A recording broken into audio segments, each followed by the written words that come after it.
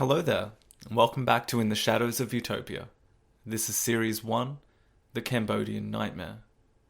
I'm Lachlan Peters, and in this episode we will pick up our story of Cambodia and the events leading to the Khmer Rouge Revolution in the period after the Khmer Empire and the Golden Age of Angkor, to discover what happened to Cambodia, as well as the neighbouring region of Southeast Asia, during an era that is sometimes referred to as the Dark Ages of Cambodian history, or perhaps more accurately as Cambodia's middle period.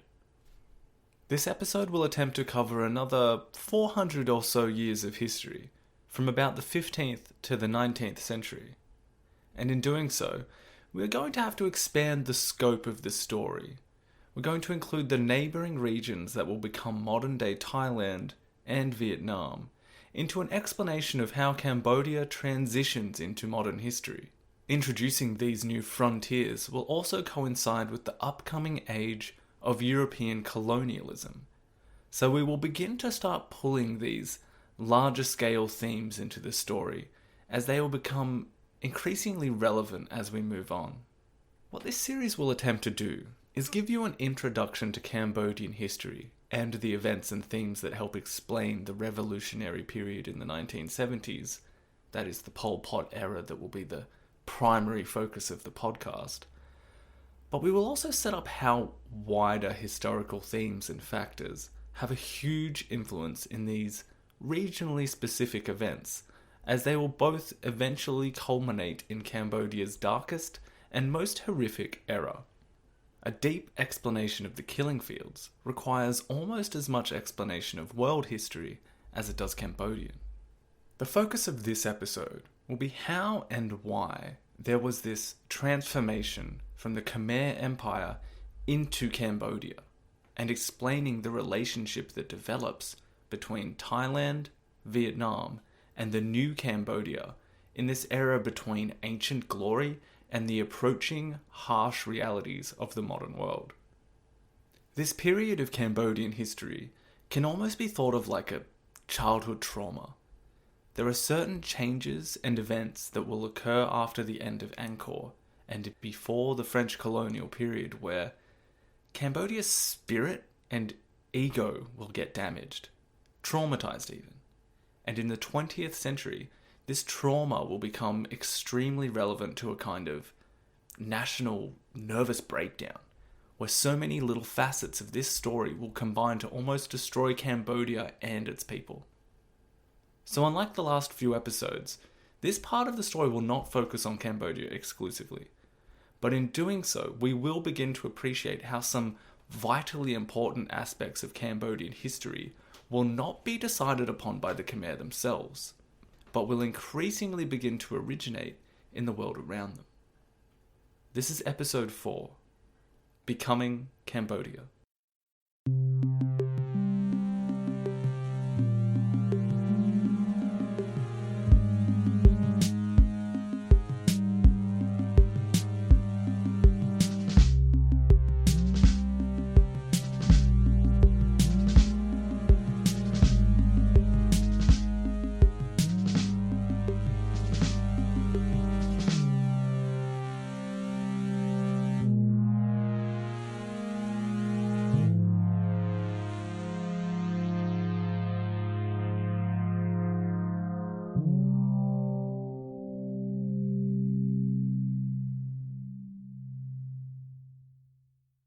Okay, so you might remember from the last episode that the date 1431 gets thrown around a lot as a demarcation of a kind of end to the Angkorian period.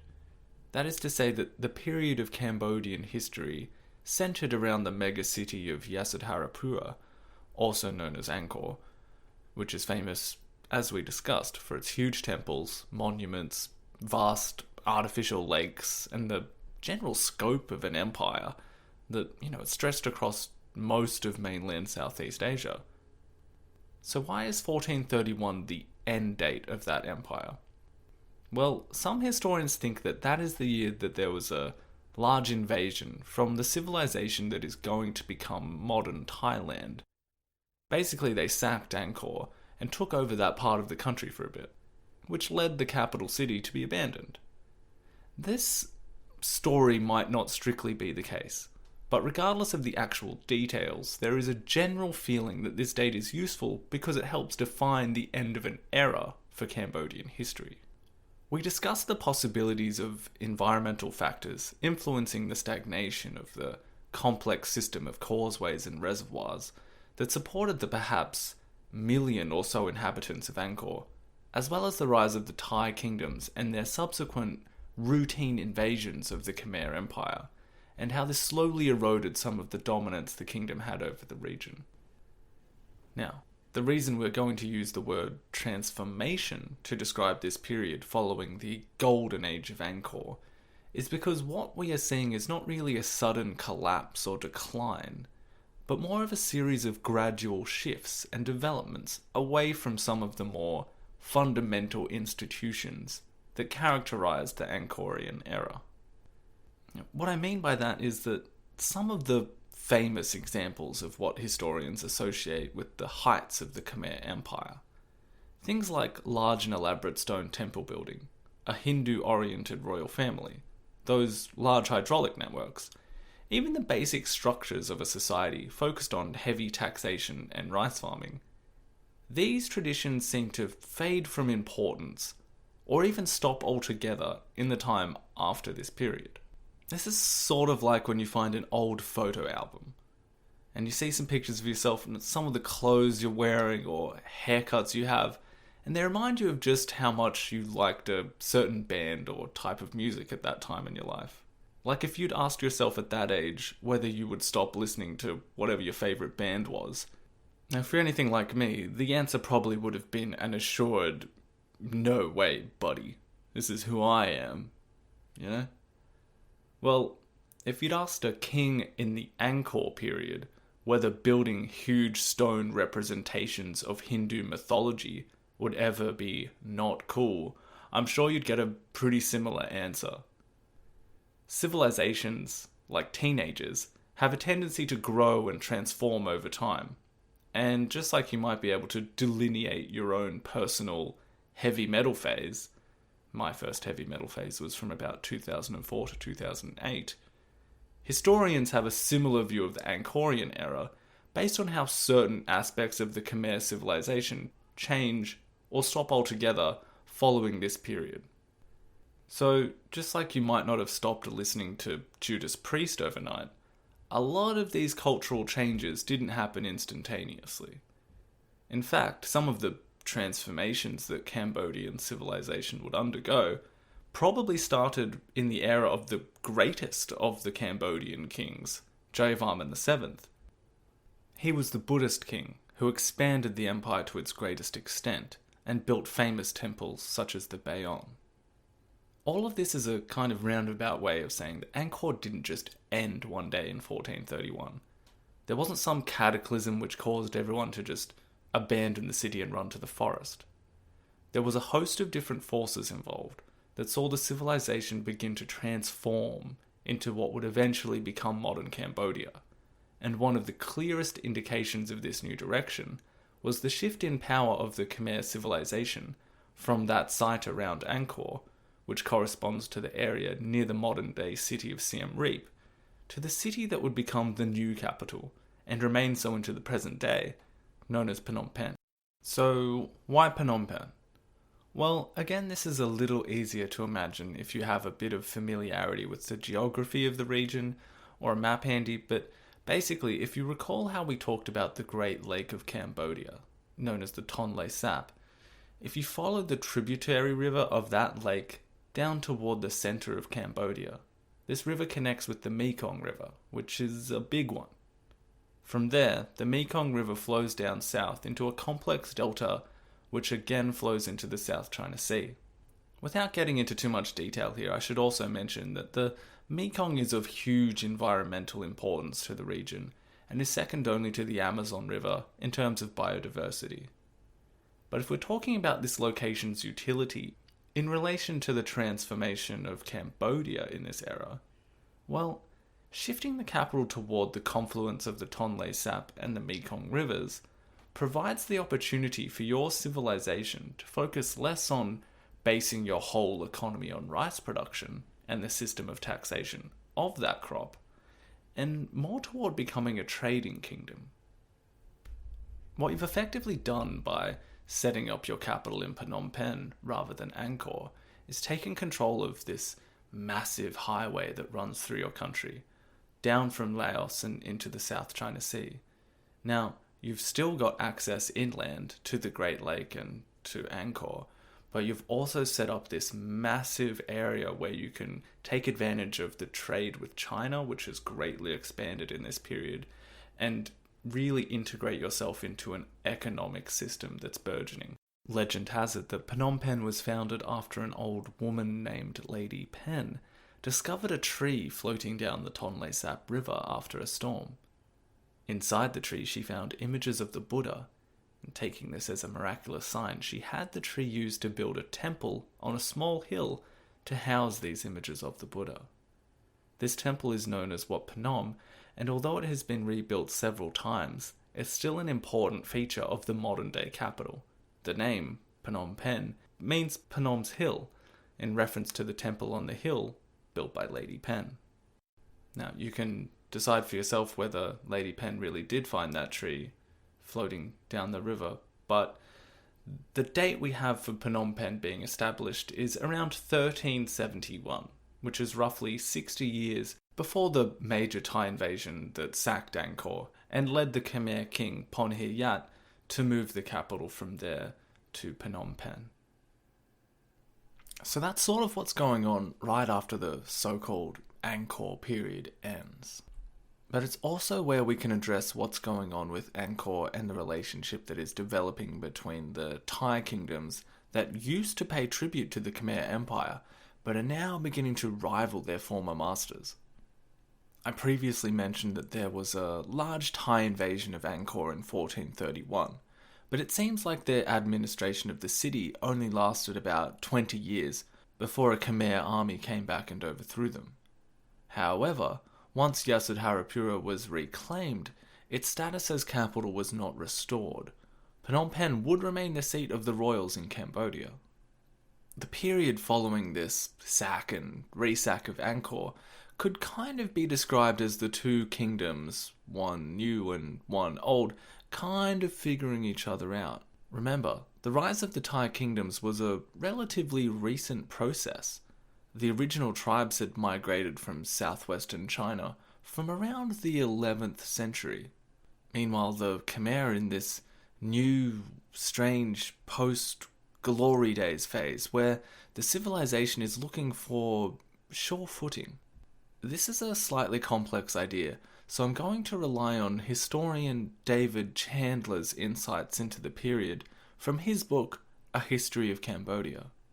In this section, he's talking about the relationship between the newly established trading kingdoms of the Thai and Khmer and an idea he calls the emulation factor. Quote, "By the 1400s, the Thai capital and these new Cambodian cities looked to each other rather than to a Brahmanical past for exemplary behaviour.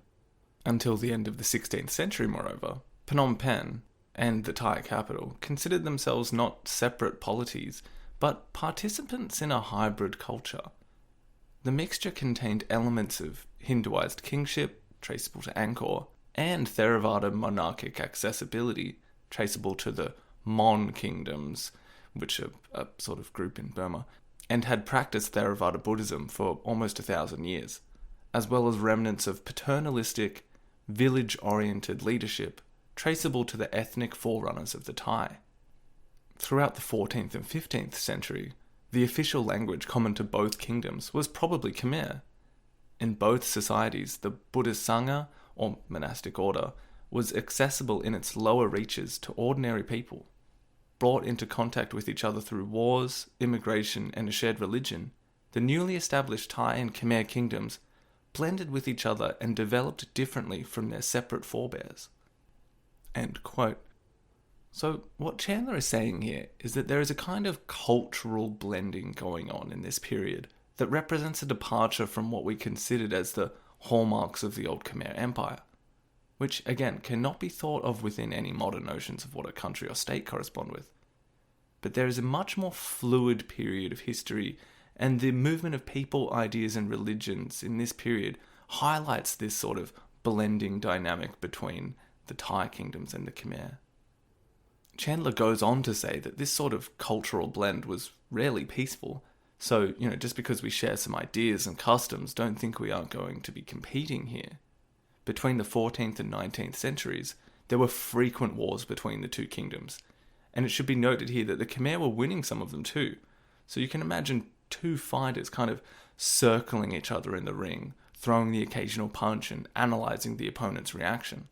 What this relationship between the Khmer and the Thai in this period also emphasises is that a strict interpretation of the Khmer civilization just collapsing into decline and powerlessness after Angkor ceased to be the capital, well, that kind of doesn't correspond to the reality of the history in this period. In this post-Angkor phase, the Thai kingdoms, or Siam, as I might dip in and out of calling them, basically become the primary enemies of the Khmer. However, this is a complex relationship, as this cultural blend would suggest. For instance, sometimes a Cambodian monarch might seek refuge in the court of Siam after being usurped in Phnom Penh. He might lay low there for a while before being assisted in taking back the throne, after which he would be indebted to his Siamese benefactors for a while. And this is an important thing to realise because it's not just between Cambodia and Thailand that this happens. It'll be, say, Thai kings that also need this kind of assistance, or even Vietnamese kings that will, follow the same kind of idea where you'll lay low in one of these neighbouring kingdoms until you can gather up enough forces and re-enter your own country and try and take back the throne. So bear that in mind throughout this period, that there's a lot of sort of peaceful and useful interactions going on between all of these kingdoms, not just conquering territory and warfare. As we move into the 16th century, we start seeing the first contact between Cambodia and Europeans during the so-called Age of Discovery. I believe it's a Portuguese admiral who, after conquering the Malaysian city of Malacca in 1511, pays a visit to Cambodia during his trip to Indochina. So this Age of Discovery is usually defined by, say, the first circumnavigation of the globe occurring in 1522 by Vasco da Gama. Before that, Christopher Columbus had his voyages to the Americas in 1492 and 1502. Now, I don't want to gloss over what is a fairly disastrous circumstance for many peoples around the world as a result of this Age of Discovery. Things like the spread of disease or the Atlantic slave trade. But as it's not yet directly relevant to the story in Cambodia, we can return to these larger forces at play and basically the beginnings of globalization and imperialism and colonialism, and how it relates to Cambodia. We'll do that later on in the episode. I kind of, for now, want to just remain focused on Thailand, Cambodia, and eventually Vietnam until we are sort of set up to introduce these larger elements. So, in the middle of the 1500s, Cambodia sees one of the more illustrious kings of the post-Angkor era. His name is King Chan I, and he manages to push back the Siamese all the way back to their capital of Ayutthaya, but there he discovers that the Burmese have already invaded that territory. When King Chan would eventually die in 1566, Cambodia was in a peaceful and pretty good position.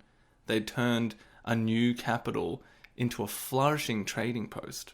This city, known as Levek, located sort of in between Phnom Penh and toward the Great Lake, would remain the capital for about 70 years and maintain communities from many different countries like China, Malaysia, Japan, Spaniards, English, Dutch, and Portuguese people there as well. However, because the successors of Chan would continue to try and invade Siam, these raids would eventually lead to a full-on retaliatory invasion from the Thai kingdoms that would subjugate the entire country by 1594. Now, just as a little side note here, during this war between Siam and Cambodia, the Khmer Prince Soryopo is enlisting the help of Spanish and Portuguese mercenaries during this conflict. So we're now well into an era where these wars fought between neighbouring states in Asia will now be influenced by Europeans and technology like cannons and things like that. This leads us to kinds of fantastic, well, I'm not sure if that's the right word, but these kinds of epic battles that now have, artillery bombardments as well as battle elephants storming in and breaking down city gates for infantry to then storm through as well. The result of this for Cambodia is devastating, however, as more than 90,000 prisoners of war, including the Khmer prince, are taken as hostage back to Siam, continuing this kind of huge forced movements that we'd been seeing between these states for centuries now. The sacking of Levesque at the end of the 16th century kind of marks the end of Cambodia's position of relative strength in the post-Angkor period. If we're using that analogy of the Khmers and the Siamese as two fighters in a ring, kind of testing out the other one, well, the Khmers have gone for a huge hit, become unbalanced, and the Siamese fighter has done a big old kick or something right to the head. The Khmer fighter won't be knocked out entirely, but when he sort of collects himself and stands up again, there is going to be a Siamese guy waiting there for him, as well as a new fighter that has stepped in and wants to get into this fight. So it's become this battle royale kind of three-way battle. So the 17th century will be the beginning of this scenario where the Khmer are just taking punches from both sides, dodging out of the way sometimes, letting the other guys fight each other, and basically just trying to survive in this, because the other two guys are much stronger, they're faster, and they're heavier. And after a period of Cambodia basically being reduced to a vassal state under the Thai kingdom, the situation evolves slightly so that the Khmers regain a little autonomy and their old territory, so it's not like they just became part of Siam, but the ebb and flow of power was becoming less and less determined by a centralized Khmer political force and becoming more and more undermined and influenced by its now much more powerful Siamese neighbour in the west. However, they are also having to deal more and more with the rising power coming from the east. By the middle of the 1600s, Cambodia was being squeezed by both sides. The eastern region of the once vast empire is now beginning to be swallowed up by the increasingly powerful proto-Vietnamese states, and it sort of becomes imperative for this story to now go on a small tangent toward this fascinating area of the world and explain briefly what Vietnam has been doing for the past 1500 years, and how they would become the hereditary enemy of Cambodia.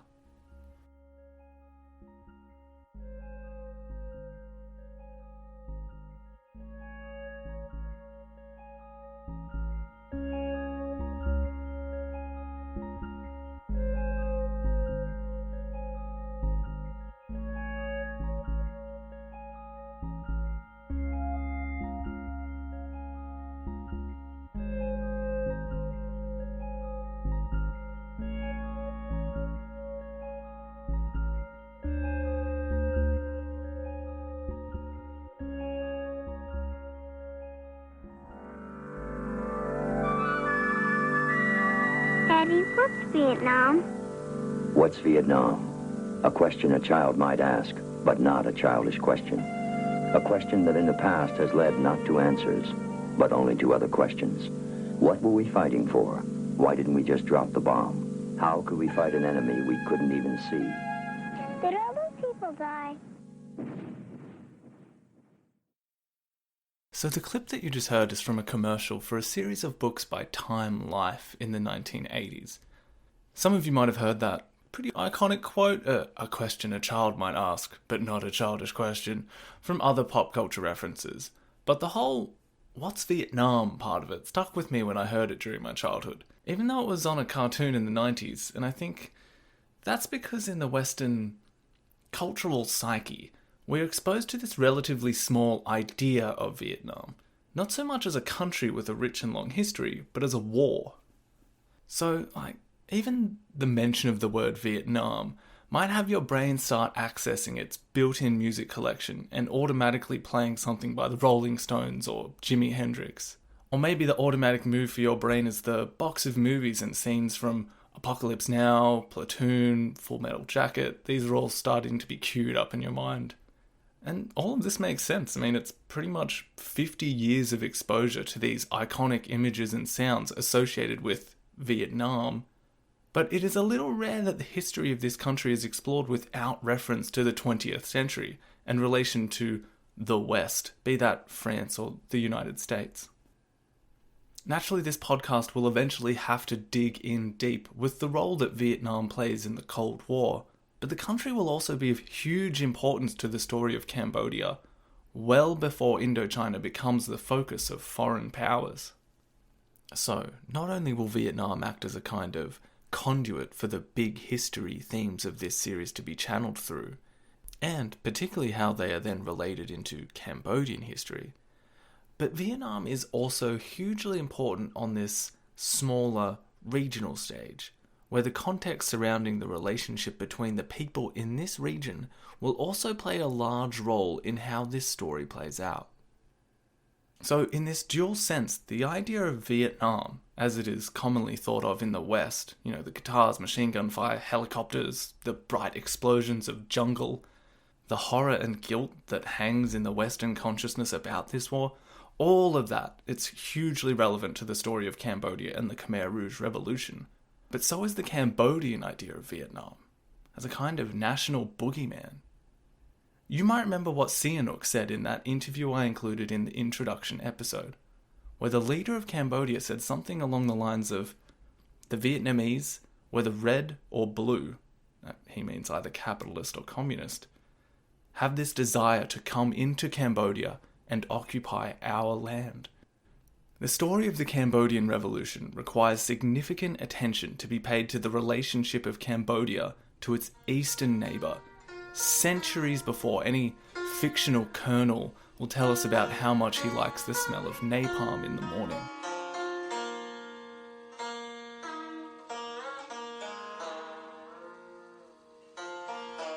So, with that in mind, we're going to sort of catch ourselves up on where Vietnam is at this point in the story, and basically start from the beginning, because as the story goes on, Vietnam will become increasingly relevant to the history of Cambodia, and we'll need to begin setting up some of these themes long in advance.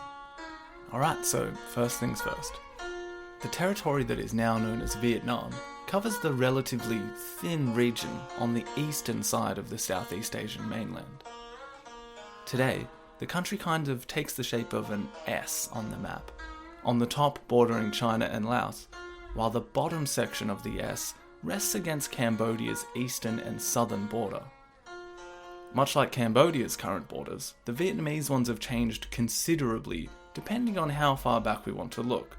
So if we begin the Vietnamese story at around the same time as we started the Cambodian one, that is about 2,000 or 2,500 years ago, then the early predecessor of Vietnam is ruled by the Hong Bong dynasty, and the territory there is known as Van Lang. There is an extremely fertile area in the north of the country known as the Red River Delta, and there have probably been people living in this region for hundreds of thousands of years, to the extent that we're talking about fossils of pre-Homo sapiens being found in this region. Anyway, by about 1000 BC, we can start seeing wet rice cultivation, bronze casting, and a distinct culture and assembly of kingdoms appearing in that top part of the S in that region.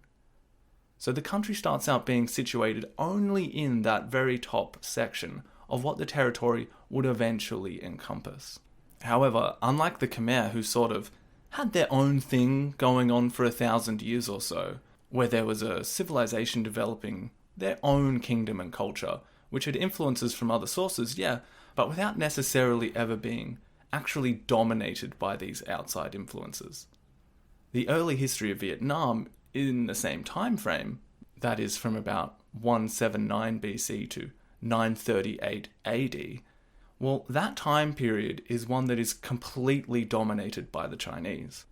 So if you remember in the first episode about ancient Khmer history, we talked about how these relatively smaller countries on the Southeast Asian mainland, known as Indochina for a long time, are sandwiched between cultural and civilizational heavyweights, India and China. I referred to a process known as Indianization, which was this kind of osmosis between the early Khmer culture and the Indian states to the west, which led to things like religion, writing, even some elements of societal organization being heavily influenced by that process. But there's no Indian king who came and took over the Cambodian region and said that this was how it was going to get done. Whereas in Vietnam, China was the primary cultural influence in the similar time period, but this was not achieved through peaceful means. As I said, this would-be predecessor of Vietnam was essentially a colony of China. There were periods of war and revolt between the two, as well as relatively calm and peaceful, harmonious times, but the result of this relationship was that Vietnamese society was going to be heavily influenced by a 1,000-year domination by the Chinese. This opens up to one of the first kind of big history themes associated with the Vietnamese and the collective memory of this nation, as one that you can sort of call a culture of defiance or a national narrative that is this strong theme concerned with independence. Even from a relatively early period, around 40 AD, the Trung sisters, two highly educated women proficient in martial arts, are considered national heroes for rebelling against the first Chinese domination of the early Vietnamese state. Naturally, this theme will be explicit again in the 20th century, but for now, what I'm trying to establish is that there is a significant cultural divide between the Khmer and the Vietnamese in this era, and it can be largely based upon the cultures they are drawing influence from, as well as how these larger cultures imparted that influence. This period of Chinese dominance lasts until around 938 AD, when No Quyen won a fascinating battle against the southern Han dynasty army at the Bac Dang River. There, this 33-year-old general, who had risen quickly through the ranks, was able to utterly devastate an approaching Chinese army that was coming to quell a Vietnamese uprising in the vicinity of the Red River Delta. So while the Chinese are bringing this large army, around 20,000 men, down a river toward the area, the young and talented No Quyen foresaw this maneuver and came up with a pretty great plan to beat the larger and more advanced naval army. Now, what the Vietnamese general did was gather a bunch of his men and headed down to the mouth of the river that he knew the Chinese boats would have to come through. When the river was at very low tide, he had his men plant hundreds of huge, strong, iron-tipped pikes over a large section of the riverbed. Once the pikes had been secured, his men retreated and let the river rise up again to high tide. As the river rose, the pikes became invisible under the water. Later, as the huge Chinese navy arrived in the area, No Quyen set up his much smaller ships just ahead of the underwater trap and lured the larger Chinese army toward them. Having calculated exactly when the river would recede into low tide again, the Vietnamese general turned his ships around to engage the Chinese navy just as they hovered above the pikes. As the battle began, it seemed that the much larger navy would obviously win. That is, of course, until the tide went out. All of the large Chinese ships became stranded or punctured by the huge iron pikes. As many began to sink, the Vietnamese general ordered masses of hidden archers and soldiers to come out of their hiding positions along the riverbank and start firing huge barrages or arrows down onto the skewered ships.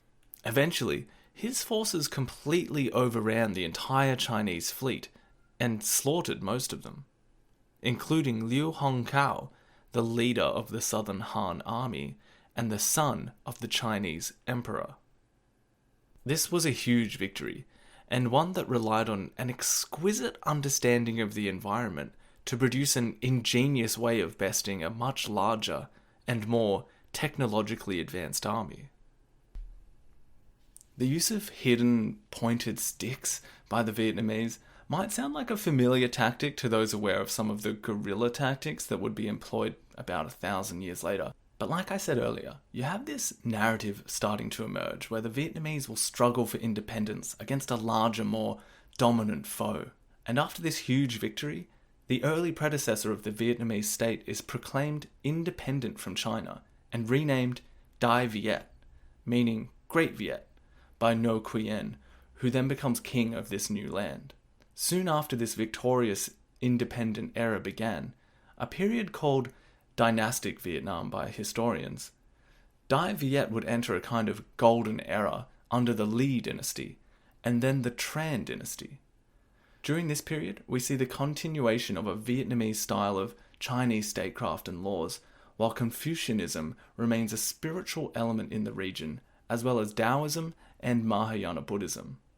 Whereas you might remember that the Khmer were more influenced by Hindu beliefs, and eventually the Theravada strand of Buddhism that will take hold. This golden era of dynastic Vietnam continues for hundreds of years, briefly interrupted by a few Mongol invasions or from Ming China, but basically the kingdom remains strong and flourishes.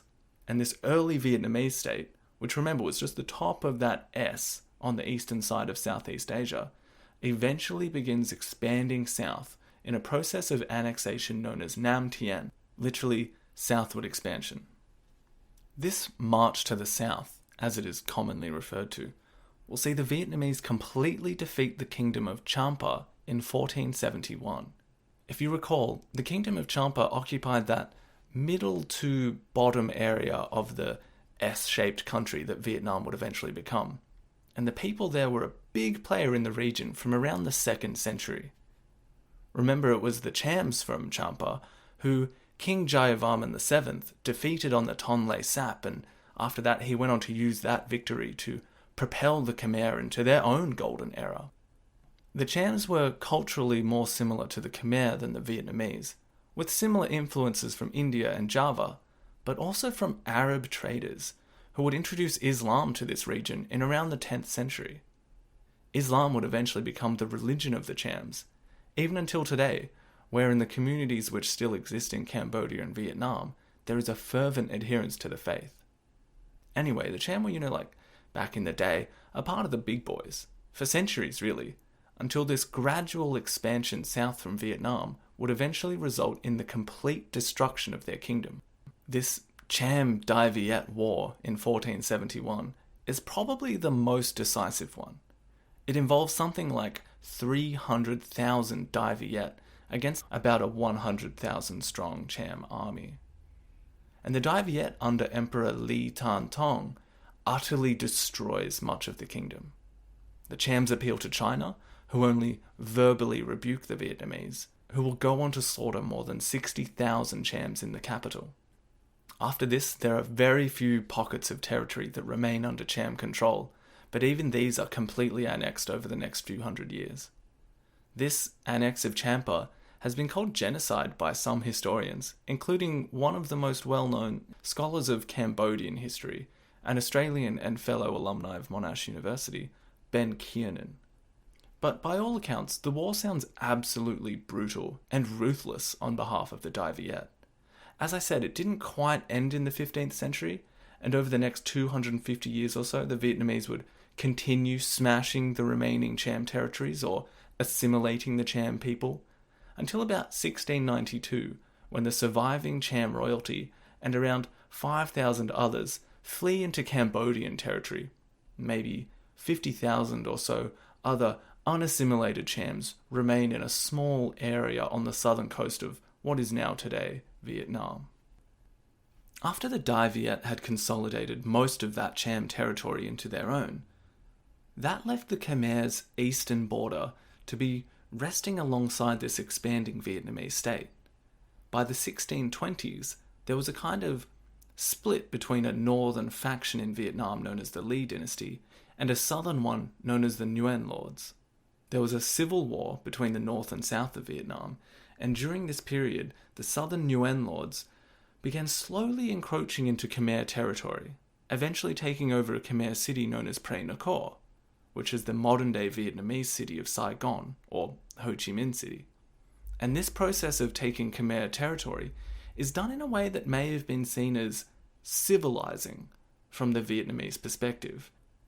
This period of Vietnamese expansion into Khmer territory coincided with the Khmer's relative weakness after being subjugated by the Siamese after the sacking of La Vec. This process would continue for a couple of hundred years, and in taking over this sort of rump of Cambodia, Vietnam will complete that final curve on the bottom of that S shape, absorbing the hugely important Mekong Delta, not to mention tens of thousands of ethnic Khmer who remain in this region, which is still known to Cambodians today as Kampuchea Krom, or Lower Cambodia. Now, this resulting split between the north and south of Vietnam following this expansion will lead to about a century of civil war and strife for these different clans in the north and south before they are reunited under one dynastic ruler again. Basically, the two powerful families that came to control the north and the new southern lands of Vietnam would effectively partition the country into their own spheres of influence. While not being constantly at war with one another, the Nguyen lords in the south and the Trinh lords in the north would see various societal accomplishments occur during this period. Both sides were open to foreign influence and technology, not just military ones, but also centralized government offices in control of, say, budgets or producing currency, utilizing the decimal system for weights, compiling history books. It's an important period of modernization for the Vietnamese, regardless of what side they are on. This civil war would culminate with the Nguyen lords, the southern rulers, eventually defeating the northern lords and establishing sovereignty over the entirety of Vietnam. Events leading to this unification, particularly the last 25 years or so, will really stretch the scope of this story to fairly far-flung locales and themes. So what we will do is follow the story of a French missionary stationed on the southern coast of Vietnam and look at his role in helping a 15-year-old southern Vietnamese prince to eventually ascend to this throne and unify Vietnam. The story of this Catholic priest, who is commonly known as Pignot de Balhain, will function as our introduction to another big character in this story, France, and set up our discussion of the French colonization of Indochina in the next episode. So we're going to plant a flag here in the Vietnamese part of this story for now, and we will return to the unification of Vietnam and the early processes which lead to the whole region coming under the control of France. But before we begin to dabble in that complex idea that's France, we're going to just end this episode returning back to Cambodia in the 17th and 18th centuries, just to show you how this relationship to its neighbours is developing. Because it's in around this era that, if we return to the boxing analogy that we were using earlier, well, Cambodia's arms are tied behind its back, and basically each of the other fighters is using Cambodia as a human shield to block the incoming blows from the other fighter. And it's a situation that's going to last for a long time, setting up Cambodia for the 20th century.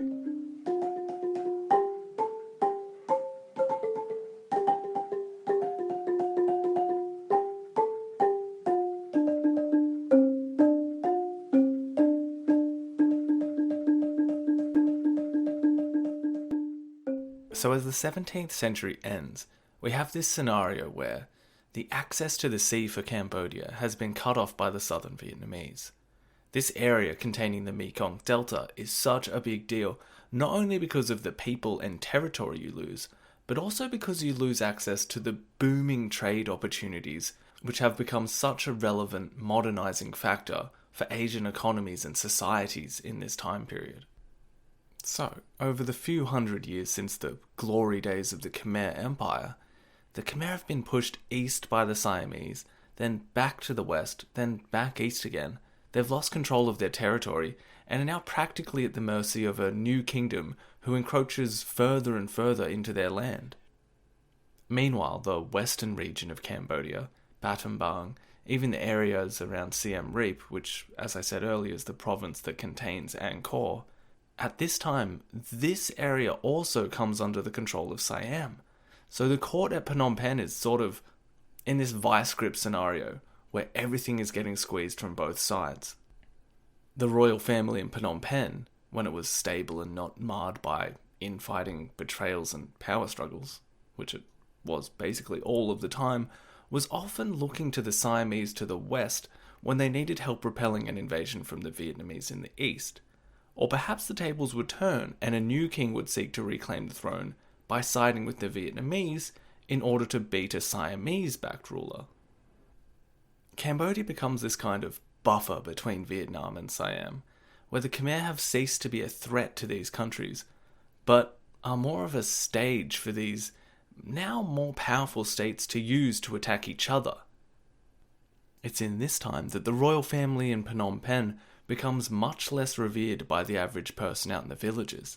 In comparison to Angkor in Cambodia, the level of centralized state control is significantly weaker.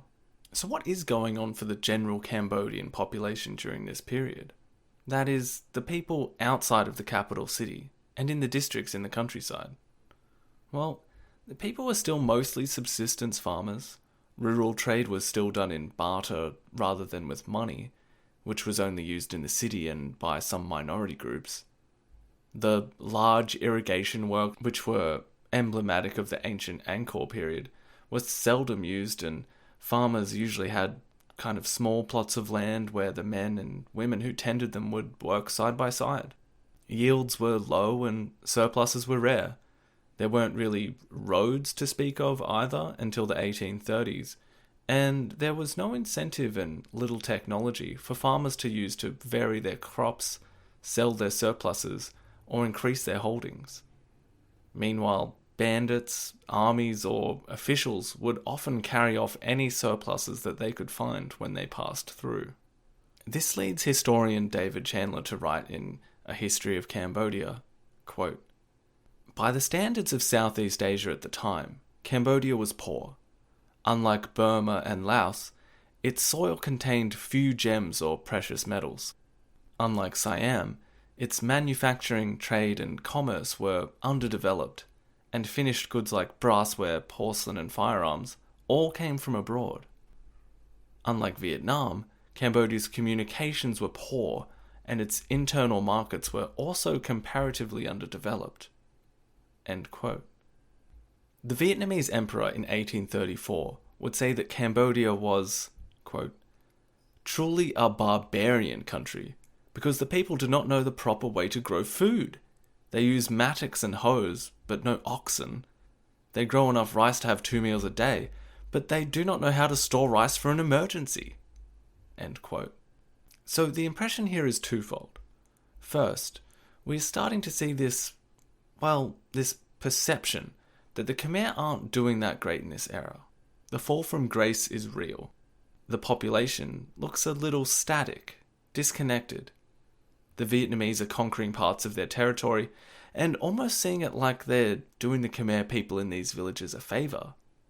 This in turn leads to Khmer ideas that the Vietnamese are treating them like garbage, looking down at them and taking over their country, which leads to a growing resentment to this eastern neighbour. There is a really famous story that goes along with some of this growing resentment. Some of you familiar with the history might have heard this before. It's often called the Master's Tea. This story, or folktale, is about 3 Cambodians being held captive by a group of Vietnamese. What happens is that the Cambodians have been buried up to their necks in dirt, and in a way so that their heads are touching and forming a kind of human tripod. Then, on top of this makeshift tripod, the Vietnamese, or Yuan, which is a derogatory term that would be usually used when they are being referred to here, well, they place an iron kettle on top of the men's heads that they'd buried, and they light a fire beneath it. The story goes that as the Cambodian captives begin to writhe in pain, suffering and burning, they also begin to shake their heads in agony, which is when the Vietnamese say, "Ah, careful not to move, or you will spill the master's tea." Okay, so naturally this story isn't true, but that doesn't mean that, like many pieces of folklore, it wasn't tacitly believed or repeated as a kind of stereotype or nationalist theme regarding the Vietnamese.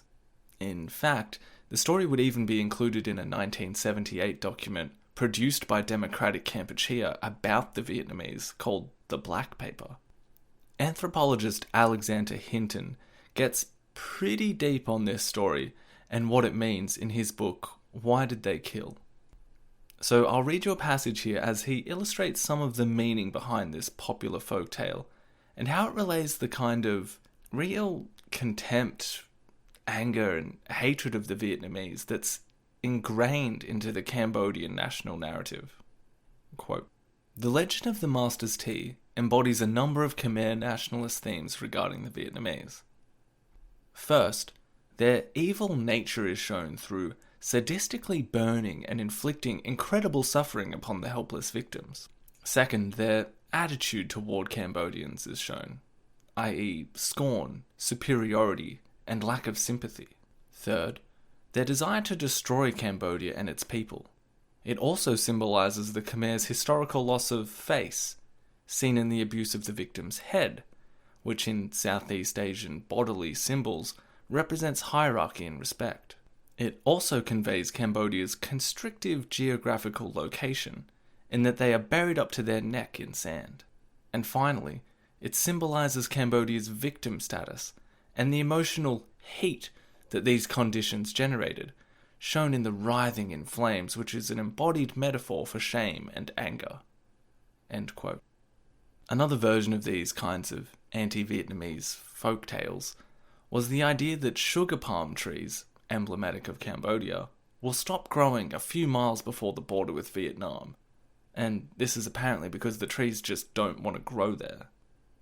The author of a great biography of Pol Pot, journalist Philip Short, he explains this really well when he says, quote, "This was more than just racial antipathy.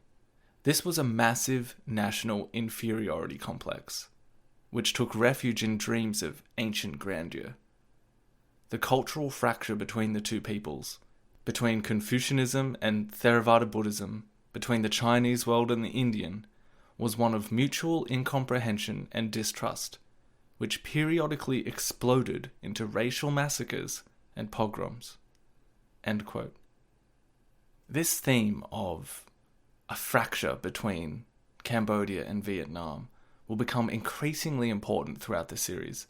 So let's put another flag in it for now, and it will become one of the main reasons that democratic Kampuchea ends up collapsing. I just wanted to have the basics of this in place right from an early point in the story. But as we begin wrapping up this episode, I just want this theme really firmly in place before we revisit the unification of Vietnam and the upcoming colonial presence of France in the next episode. So we're leaving this episode at the beginning of a real crisis for Cambodia in the 19th century. In around 1810, we have this scenario where Siam and Vietnam become roughly similar in power and prestige, and both of these kingdoms begin to see Cambodia as weak, like a dependent child. However, in the minds of the Thai, there was an overlap in regards to the Khmer's Buddhist religion and a fair bit of shared culture between the two kingdoms, so there's perhaps less antipathy from that western side. The Thai just kind of want Cambodia to be loyal to them. However, the Vietnamese are looking more like they expect Cambodian admissions to their superiority, as well as more access to Cambodia's land. The effect will be a shutting off of Cambodia during this era, leaving them in a stunted position at the turn of the 20th century. This dynamic between the three kingdoms is recorded in a chronicle from the time, and summed up by the Emperor of Vietnam, who said, "Cambodia is a small country, and we should maintain it as a child. We will be its mother, its father will be Siam. When a child has trouble with its father, it can get rid of suffering by embracing its mother. When the child is unhappy with its mother, it can run to its father for support."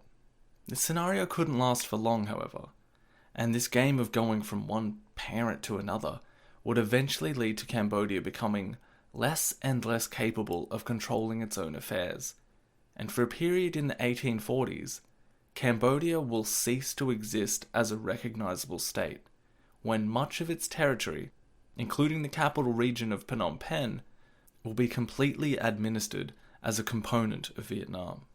So we're going to end part 1 of this episode there, with Cambodia struggling to stay above water in this post-Angkor period, and the resentment that has begun to build up against its well-to-do neighbours.